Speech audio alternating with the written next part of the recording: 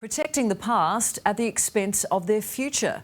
That's what almost 200 homeowners accuse council of doing by heritage listing their cottages without a word of consultation. They say their plans to update their homes lay in ruins. There's 5 of us living in this tiny little shack that has no character whatsoever. It may be 2023, but these homeowners are stuck living in a time capsule. We're stuck in the 40s, some of the houses that haven't been updated since then. Built post-World War II, these quaint character homes are now at the centre of a controversial council plan. So there's going to be a lot of heartbreak, a lot of wasted money. Everyone's just scared, really. Everyone doesn't really know what the future holds. When Josh O'Reilly and his partner Taylor Pulverenti purchased their modest fibro home on Brisbane's south side, they had big dreams. As soon as I walked in, I thought this is a place for the future to grow and start a family. Their property, one of 180 on a parcel of land known as the Maruka War Workers Housing Estate. Registered as an historical site, the homes were previously subject to character protection, preventing their demolition. Everyone was okay with that because they do want to keep that character in the area. I was thinking of looking into ways we could add bedrooms on, extending the kitchen because it is quite small, adding another bathroom, something that was acceptable under character. But in October last year, residents were shocked to be hit with new and heavy heritage restrictions. We received a letter in the mail that essentially just told us what we could and couldn't do with the property. We're not going to be able to live out that dream that we wanted to create. Brisbane City Council applying a temporary order preventing any development or modifications whatsoever of the area. Blindside is definitely the word for it. Chair of the community group representing the homeowners, Brian Luckins, says council's move to protect the past is robbing residents of their future. Heritage actually restricts everything you do with your home, and you can't touch a single square foot of your house without getting approval from council. And that approval comes at a hefty cost. Applications range from $640 to $2,000.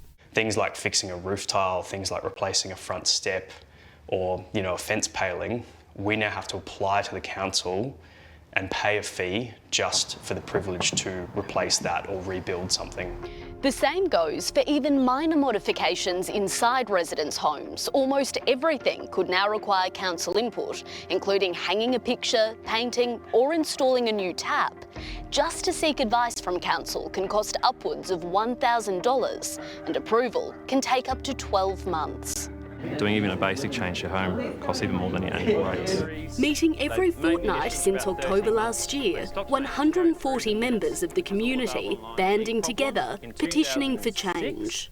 We had plans to expand our home, somewhere for our daughter to grow into, have more space, just those normal things that every family wants for their homes. Council is supposed to represent us. If anyone's actually been in this area and seen the houses that we're talking about, they're all, non-insulated, they're freezing in winter, they're, asbestos-ridden, they're falling apart. Kent Hunter works on dilapidated character properties every day, except his own. I'm actually a builder and I lift houses and renovate them in inner Brisbane, beautiful Queenslander homes, and this is not a beautiful Queenslander home and has no character.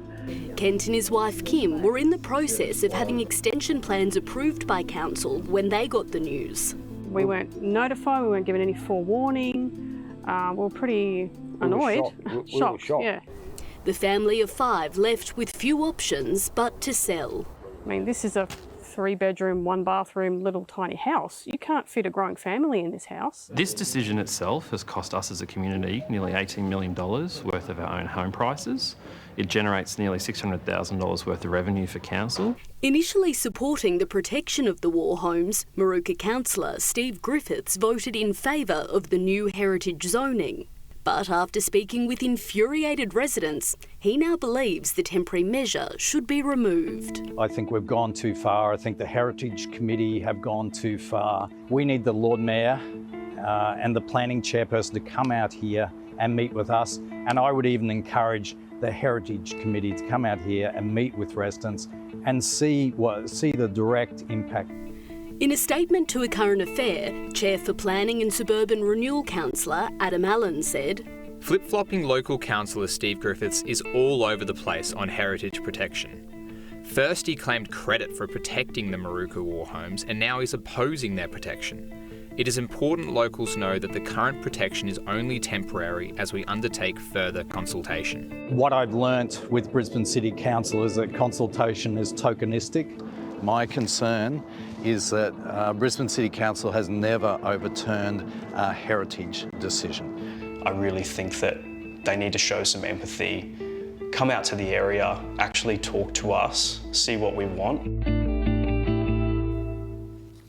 And Brisbane City Council claims it can't consult the community until the review is approved by state government.